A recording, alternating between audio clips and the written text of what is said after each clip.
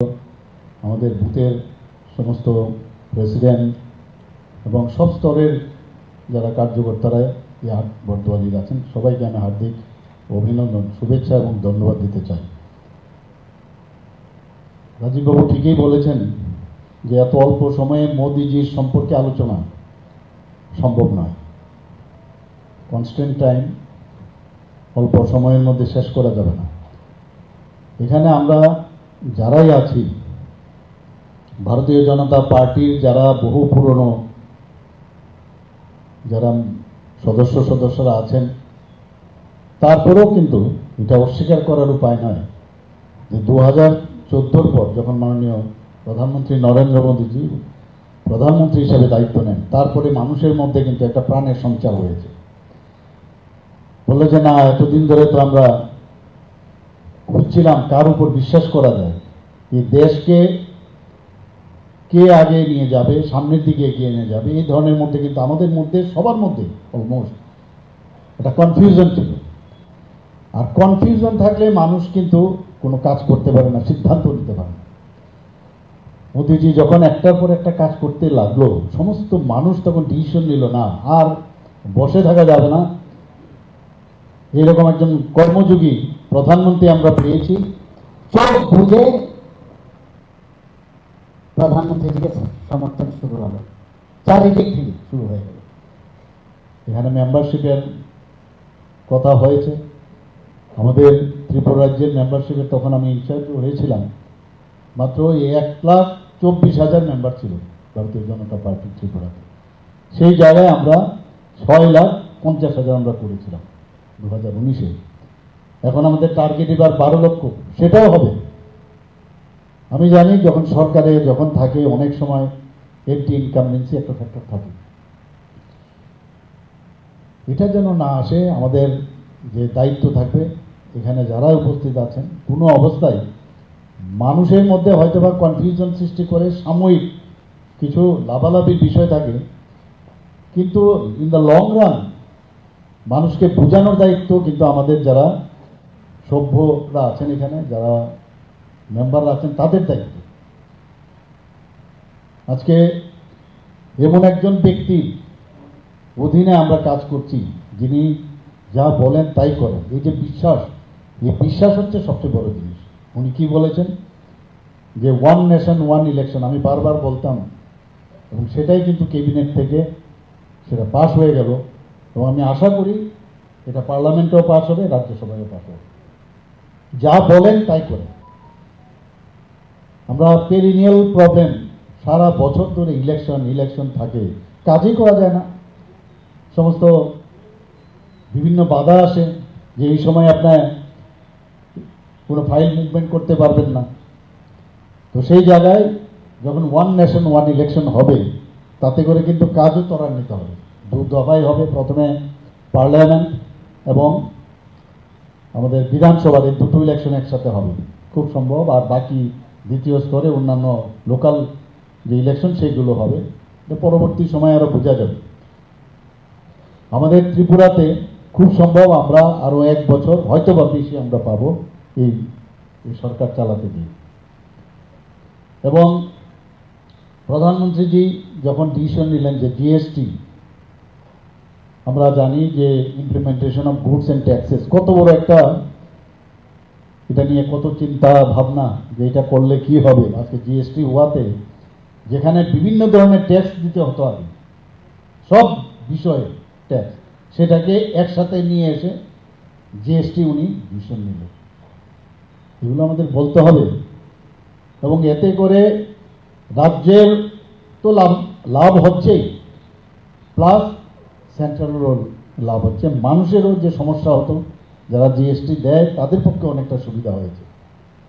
আমাদের 370 এবং 35A ধারা, যেটা আমার পূর্ববর্তী বক্তা বলেছেন, যে জম্মু অ্যান্ড কাশ্মীরে কত কথা হচ্ছিল যে 370 ধারা যদি বাতিল হয় তাহলে এই দেশের মধ্যে রায়েট হয়ে যাবে, সমস্যা হবে, দেশ ভাগ হয়ে যাবে, কত রকমের সমালোচনা হয়েছিল।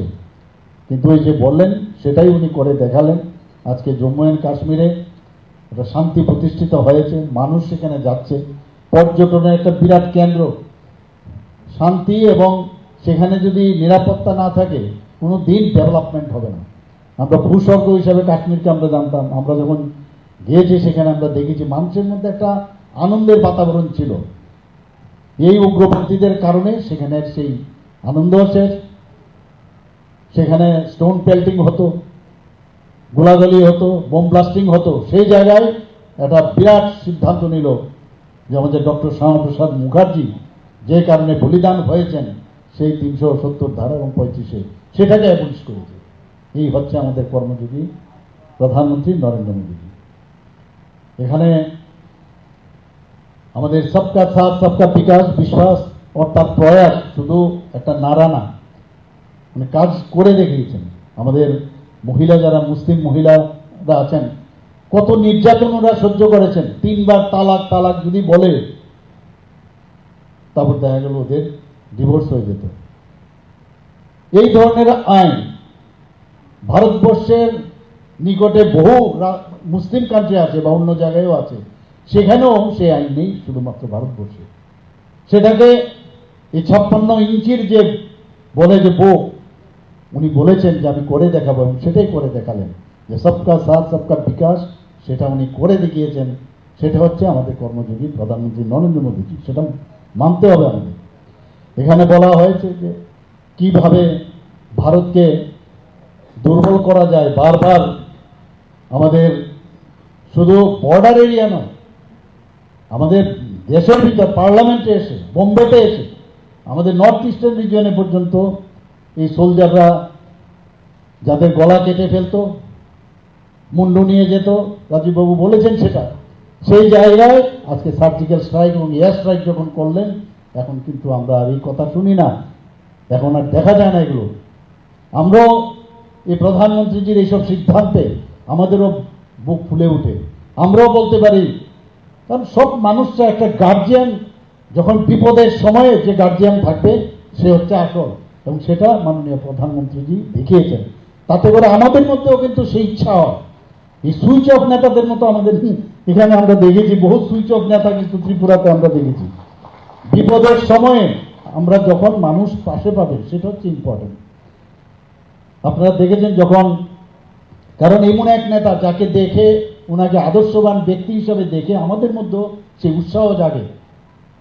যখন কুমারঘাটে এই যে উল্টো রথের যে ঘটনা হয়েছিল আপনারা দেখেছেন, একটা সাংঘাতিক সমস্যা। ওই সময় আমরা কি করলাম, আমি সেদিনেই ট্রেনে আমি চলে গেছি এখানে আপনাদের হয়ে, রাত্রে রাত্রে সেখানে পৌঁছে ওই সময় যাওয়া এবং তাকে সমাধান করা ভেরি ইম্পর্টেন্ট।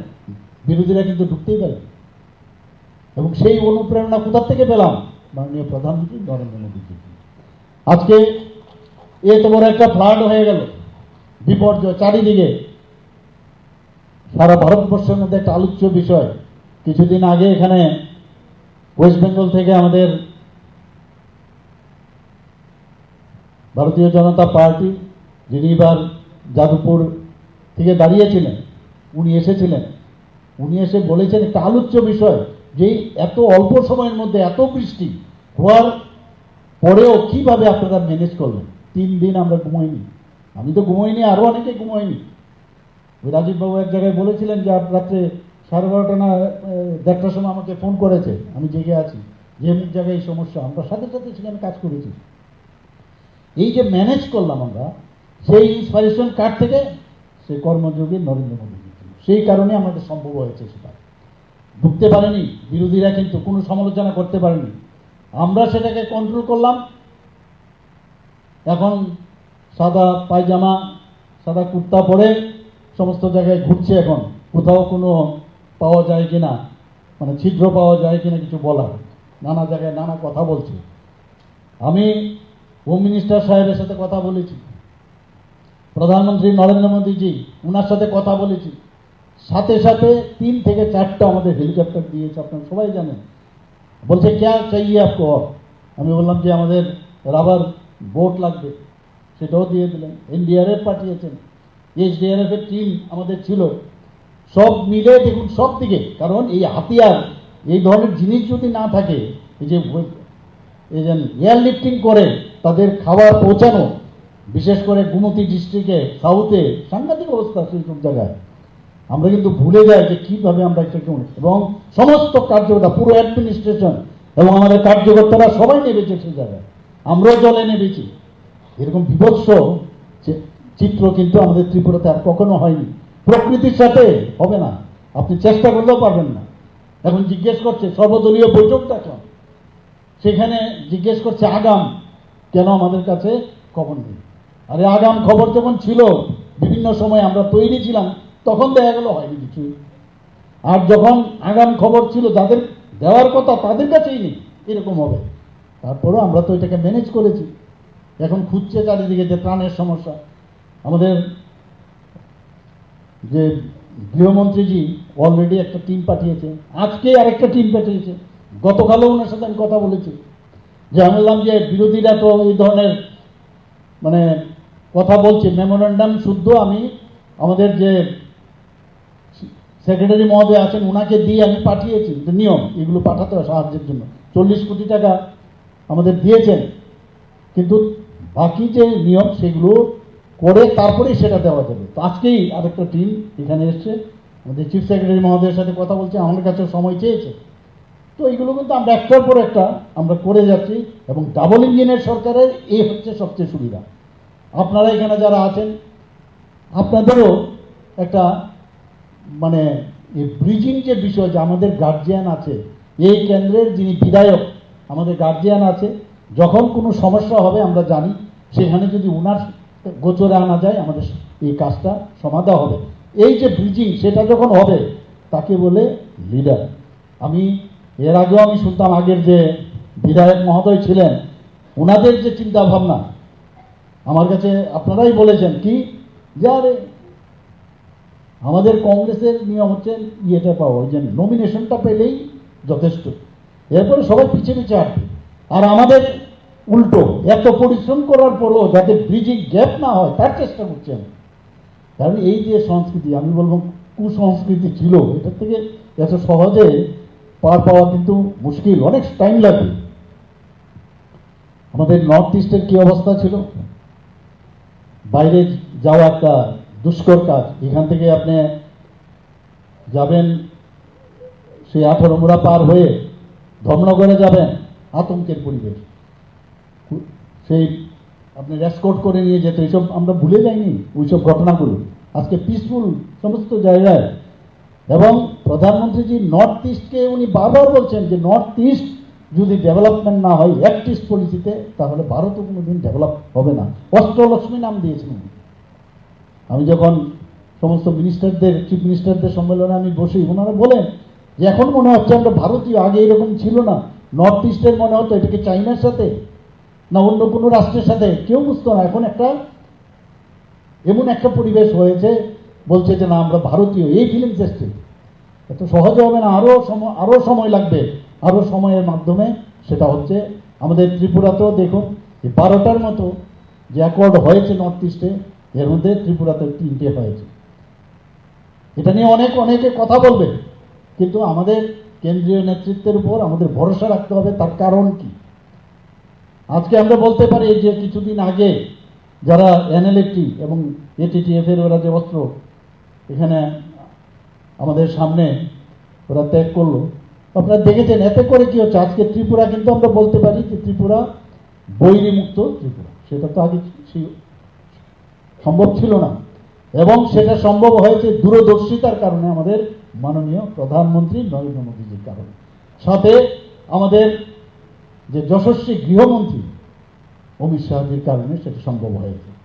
আমরা সেই বিষয়ে আমরা কাজ করছি। সিটিজেন অ্যামেন্ডমেন্ট অ্যাক্ট, যেটাকে সিএএ বলা হয়, এটা নিয়ে কত রকমের কত কথা। সাহসী পদক্ষেপ, একটার পরে একটা সাহসী পদক্ষেপ নিয়েছে। যারা আফগানিস্তানে আছে, যারা বাংলাদেশে আছে, বিভিন্ন যে আমাদের যারা ওখানে মাইনরিটি, তাদেরকে যাতে আমরা সিটিজেনশিপ দিতে পারি তার জন্য ব্যবস্থা করেছে। সেখানে তাদেরকে যেভাবে নির্যাতন করেছে, এবং ইন্ডিয়াতে এসে বসে আছে অনেক বছর ধরে, কিন্তু ওদেরকে সিটিজেনশিপ দেওয়া হতো না।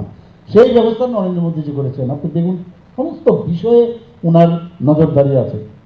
কোভিডের কথা বলে তো লাভই নেই।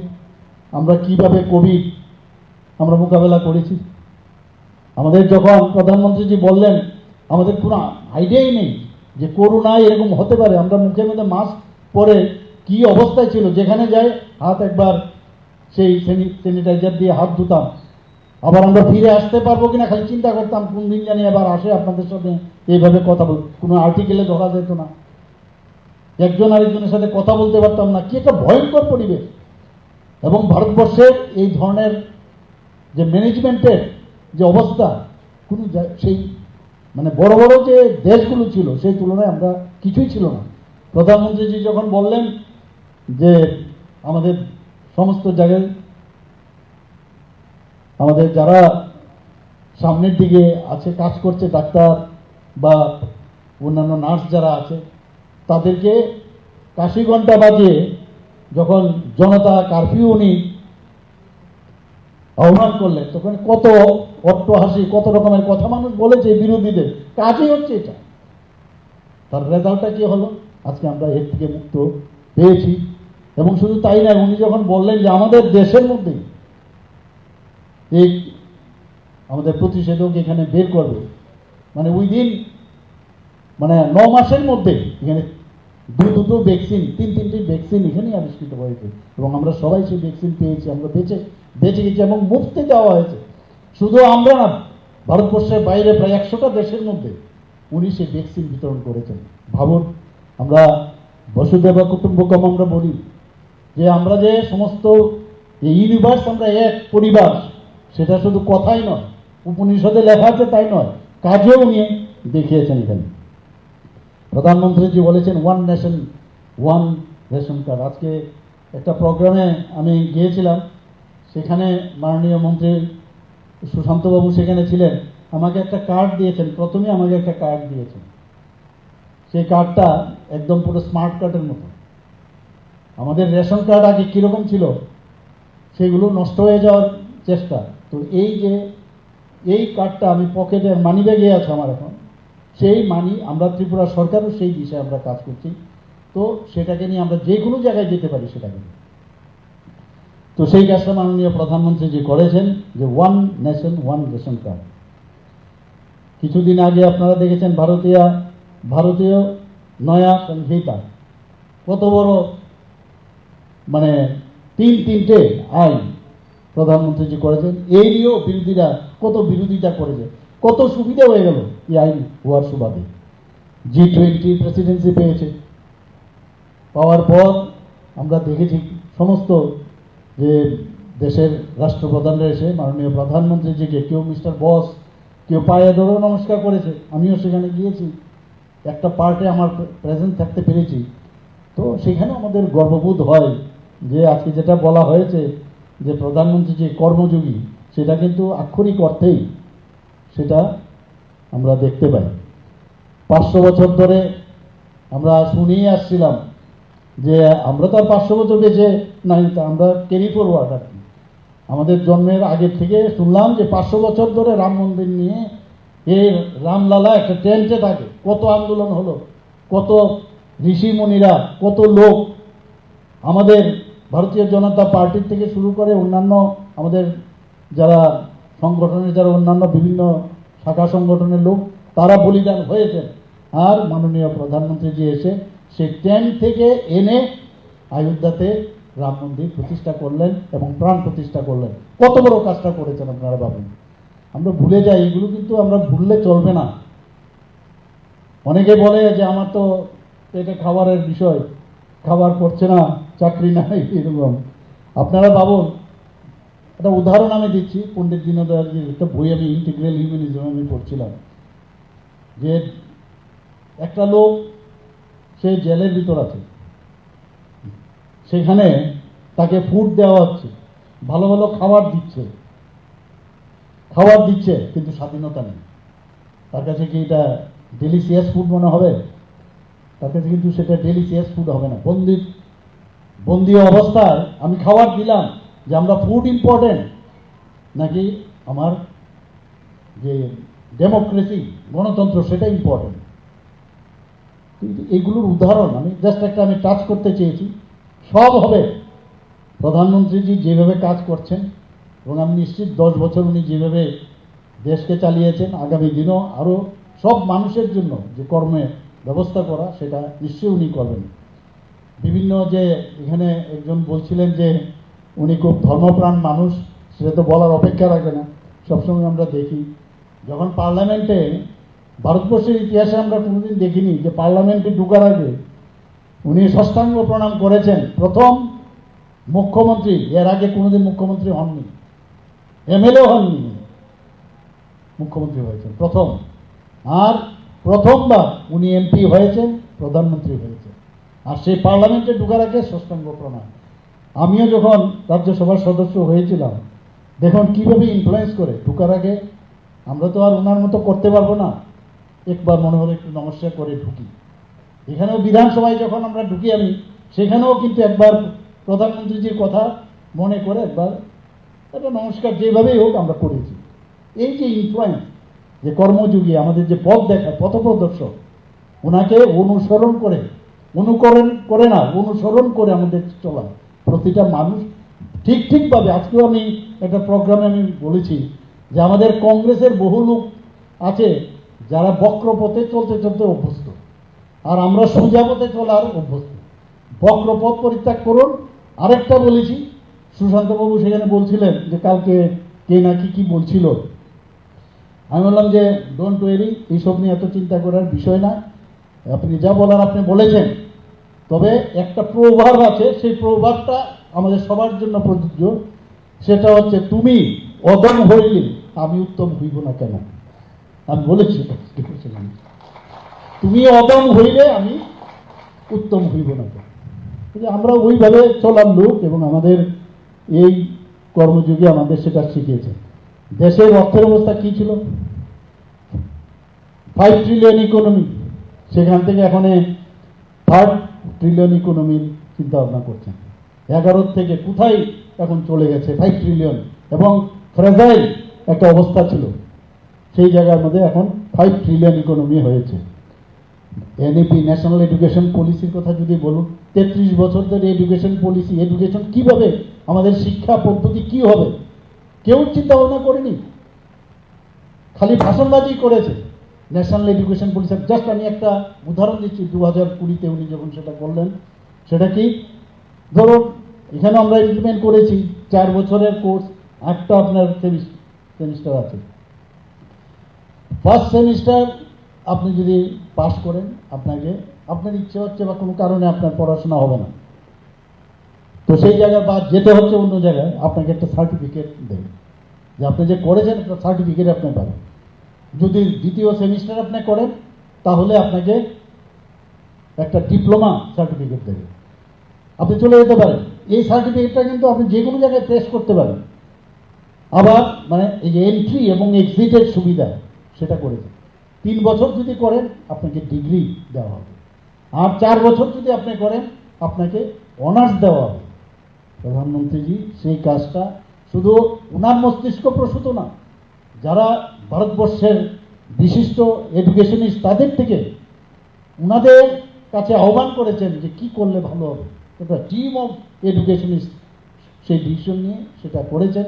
আজকে এটার যে রেজাল্ট আমরা কিন্তু এত সহসা আমরা পাবো না, লং টার্মে যখন আমাদের নেক্সট জেনারেশন তার রেজাল্টটা আমরা দেখতে পারবো। এবং ভারতীয় তত্ত্বর উপর ভিত্তি করেই এডুকেশন পলিসি হয়েছে আমাদের এখানে। আপনারা সবাই জানেন, নালন্দা, তক্ষশিলা এরকম ইউনিভার্সিটিতে বিদেশ থেকে আসতে গেলে পড়াশোনা করতে। আর কারণটা কি, অর্থাৎ আমাদের এখানে সব কিছু ছিল, সেই জায়গায় মানে সেটাকে ফিরিয়ে আনার জন্য প্রধানমন্ত্রী যে এই ন্যাশনাল এডুকেশন পলিসি করছে।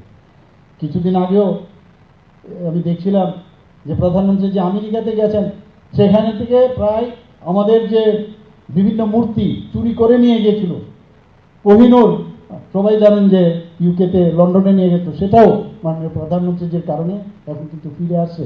এর জন্য মারপিট করতে হয়নি, গুলি ছুটতে হয়নি, কিন্তু প্রধানমন্ত্রীর যে অ্যাপ্রোচ, কর্মযোগী যাকে বলে, যে আমার জিনিস তুমি কেন নিয়ে যাবে, দিয়েছে, ফিরে নিয়ে আসছে। এসব আমাদের এখন কথায় ক্যাশ টাকার কিন্তু আর সুবিধা নেই। রাজনীতিতে অনেকে আসে এবং এই রাজনীতিতে অনেকে আসে যে টাকা বানানোর জন্য। প্রধানমন্ত্রীজি যখন দেখলো যে এই বিষয়টার মধ্যে আমাদের কুঠারাঘাত করতে হবে, তখন কি করলেন? ডিমনিটাইজেশন উনি করলেন। অর্থাৎ আমাদের এই যে আস্তে আস্তে করে আপনি টাকা, ক্যাশ টাকা দিয়ে আপনি কাজ করতে, ডিবিটির মাধ্যমে সব কিছু হচ্ছে। যেটা বলা হয়েছে যে আমাদের সমস্ত যারা গরিব মানুষ তাদেরকে যখন বলা হলো সবার একটা অ্যাকাউন্ট খুলতে হবে এবং সেই অ্যাকাউন্টে ডিবিটির মাধ্যমে সমস্ত বেনিফিশিয়ারি স্কিম যে টাকা, সেটা কিন্তু ডিবিটির মাধ্যমে প্রধানমন্ত্রীজি সেই কাজটা করছেন। আমাদের এখন ইউপিআই, যেটা ইউনিফাইড পেমেন্ট ইন্টারফেস, তার মাধ্যমে ট্রানজ্যাকশন হচ্ছে না। ডিফেন্স, আগে বাইরের থেকে আমাদের ডিফেন্সের প্লেন, হেলিকপ্টার ইত্যাদি সরঞ্জাম, আমাদের AK-47 বলুন, যাই বলুন, এখন ভারতবর্ষে এখন তৈরি হচ্ছে এবং আমরা বাইরে এখন সাপ্লাই করছি সেটা। মোবাইল এখন আমরা বাইরে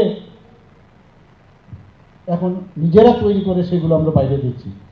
এবং সত্যিকারের অর্থে উনি যেটা বলছেন মেক ইন ইন্ডিয়া, এই 10 বছরে মেক ইন ইন্ডিয়া, এটা কিন্তু সেটা বাস্তবিত করেছেন।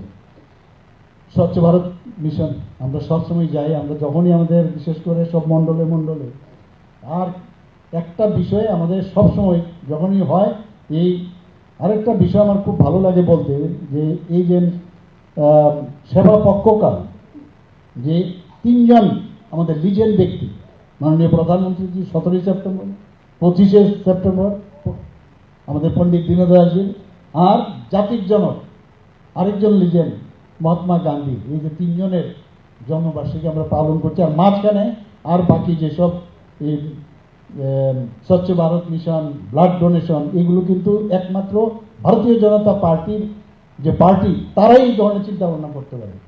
ওই বসে বসে ওই মুছে এরকম করে ধরে ধরে একে মারবো, একে ধরবো, আর কীরকম দিলাম আজকে, এইসব বলার দিন এই ভারতীয় জনতা পার্টিতে হবে না। ভারতীয় জনতা পার্টি সুস্থ রাজনীতি করে এবং সেই চিন্তাধারায় চলতে চায়। প্রধানমন্ত্রী জনধন যোজনা, তো আগে আমি বললাম, শুধু তাই না, কিষাণ সম্মান নিধিতে এখন পর্যন্ত মানে যে 6,000 প্রতি বছরে দেওয়া হয়, সবাই জানেন সেটা একমাত্র যে কৃষক আমাদের আসল শক্তি। 75 ভারতবর্ষের ত্রিপুরাই হোক, সব জায়গায় মানে কৃষি প্রধান দেশ, আমাদের কৃষি প্রধান রাজ্য, সেখানে প্রথমে কৃষকদের বীজ কিনতে, সার কিনতে পয়সার প্রয়োজন। তারা গিয়ে পয়সা আনতো সমস্ত যারা লোকাল যে টাউট আছে বা মহাজন, তাদের থেকে পয়সা আনতো। সেই জায়গায় প্রধানমন্ত্রী জানেন 6,000 টাকা করে 3 কিস্তিতে 2,000 করে দিচ্ছেন এবং তাতে করে কৃষকদের অনেক সুবিধা হয়ে গেছে। আমাদের ত্রিপুরার জন্য সবচেয়ে বেশি যেটা সুবিধে বা আমরা সবচেয়ে বেশি খুশি হয়েছি, সেটা হচ্ছে ন্যাশনাল হাইওয়ে, ইন্টারনেট, রেলওয়ে এবং ওয়াটারওয়ে এবং অন্যান্য সমস্ত ডেভেলপমেন্ট। দেখুন, হীরা মডেল প্রধানমন্ত্রীজি আমাদের দিয়েছেন, এয়ারওয়ে দিয়েছেন। বাংলাদেশে এখন যে সমস্যা হয়েছে আমরা সবাই জানি, আমাদের জন্য খানিকটা হলেও একটু বিঘ্ন হয়ে গেছে। আমাদের অলরেডি এখানে শুরু হওয়ার কথা মৈত্রী সেতু, সব কিছু ঠিক, রেল লাইনও ঠিক। আমি জানি যে আগামী দিন বাংলাদেশের অবস্থাও সেরকম থাকবে না এখন বর্তমান, কারণ এইভাবে চলতে পারে না কোনো দেশ, কোনো রাজ্য কোনো অবস্থায় থাকতে পারে না। আমি সে আশাই রইলাম যে ত্রিপুরার ভারতবর্ষের জন্য আবার যে বাংলাদেশের সাথে আমাদের যে সম্পর্ক, সেটা উন্নত হবে। প্রধানমন্ত্রী সূর্যঘর মুফত বিজলি যোজনা, আপনারা সবাই জানেন এত সুন্দর ওনার যে প্রকল্প। প্রধানমন্ত্রী আবাস যোজনার কথা এখানে বলা হয়েছে, তাছাড়া ফ্রি রেশনের কথা এখানে বলা হয়েছে। বিশ্বকর্মা যোজনা, প্রায় 18টা শ্রেণীকে, যাদের কথা কেউ কোনোদিন ভাবেনি, সেই বিশ্বকর্মা যোজনা ত্রিপুরাতেও লাগু হয়েছে। বহু মানে যে শ্রেণীগুলো ঠিক করেছে, কামার কুমোর, এই ধরনের যাদের কোনোদিন বারবার তাদের জন্য প্রায় 13,000 কোটি টাকার যে যোজনা, সেটা মাননীয় প্রধানমন্ত্রীজি করেছেন। প্রধানমন্ত্রী পোষণ যোজনা, তো এইগুলো দেখে আমরাও কিন্তু প্রধানমন্ত্রী যে জন আরোগ্য যোজনা, সমস্ত পৃথিবীর মধ্যে একটা আলোচ্য বিষয়, যে 5 লক্ষ টাকা করে প্রতি পরিবার প্রতি বছরের জন্য দেওয়া, সেটাই দেখুন। আমরা যে বললাম যে ওনাকে দেখে একজন লিডারের মতো লিডার, যাকে দেখে আমরাও শিখি, আমরাও মুখ্যমন্ত্রীর জন্য আরোগ্য যোজনা এখানে শুরু করেছি, যে সমস্ত লোক যাতে তার সুবিধা পায়। প্রচুর আমরা ত্রিপুরা সরকারের বহু কাজ করেছি, যদি এখানে আমি বলি শেষ করতে পারবো না, এবং আশা করি যে এক ত্রিপুরা শ্রেষ্ঠ ত্রিপুরা আমরা যেটা করেছি মানে ভাবছি সেটা নিশ্চয়ই হবে। আর 8 নং বরদোয়ালি মুখ্যমন্ত্রীর এটা বিধানসভা, বারবার আমি বলছি আপনাদের দিকে কিন্তু সবাই তাকিয়ে থাকে, এপি সেন্টার কিন্তু আপনারা, কারণ কথায় কথায় এখানে পুজো হচ্ছে না, এই ক্লাব এই করেছে সেই করেছে, তো মুখ্যমন্ত্রীর কারণে। আর এখন তো একটা নতুন আবার আরম্ভ হয়েছে, মুখ্যমন্ত্রীর 2 কিলোমিটার দূরে একটা কুকুর মারা গেছে, মানে মুখ্যমন্ত্রীর নামটা রাখতে হবে, মানে অদ্ভুত এক সিচুয়েশন। আর মুখ্যমন্ত্রীর বিধানসভার মধ্যে অন্যান্য পার্টি যে আছে সেটা বলে না, এবং তারা কি চিন্তা ভাবনা করছে সেটা বলবে না। মুখ্যমন্ত্রীর যে উনার যে বিধানসভা, সেখানে সমস্ত যে পত্রিকা অফিসারগুলো এখানে আছে, ওনারা কি করছে সেটা বলবে না। তো যাই হোক, আমাদের একটু সাবধান থাকতে হবে। কুচক্রীরা খুব সক্রিয় হয়েছে, ভেবেছে 240 যেহেতু পেয়েছে এবার হয়তো বা 100 ক্রস করেনি, তারপরে ওরা স্বপ্ন দেখছে কিছু একটা করে ফেলবে। তো মূর্খের স্বর্গে বাস করে কিছুই হবে না। এবং আগামী দিন এই 240 মাঝে মাঝে যখন স্বীকার করতে গেলে মাঝে মাঝে পিছিয়ে আসতে হয়, আপনারা সবাই জানেন। আপনারা যদি প্রকৃতির থেকে কিন্তু অনেক কিছু শেখার আছে, যে বাঘ যখন শিকার করে ও কিন্তু পেছনে চলে আসে, এই 240-40-এ থাকবে না, কোথায় যাবে নেক্সট টাইম আপনারা, আমরাও দেখে যাব, আপনারাও দেখে যাবেন। এই কর্মযোগী নরেন্দ্র মোদীও সে আবার নেক্সট টাইম উনি প্রধানমন্ত্রী হবেন, সেই কথা বলে আমি আমার বক্তব্য শেষ করছি। নমস্কার, জয় হিন্দ, ভারত মাতা কি জয়। অসংখ্য ধন্যবাদ মাননীয় মুখ্যমন্ত্রী প্রফেসর ডক্টর মানিক শাহ মহোদয়কে। আমরা অনুষ্ঠানের একদম শেষ পর্যায়ে পৌঁছে গেছি।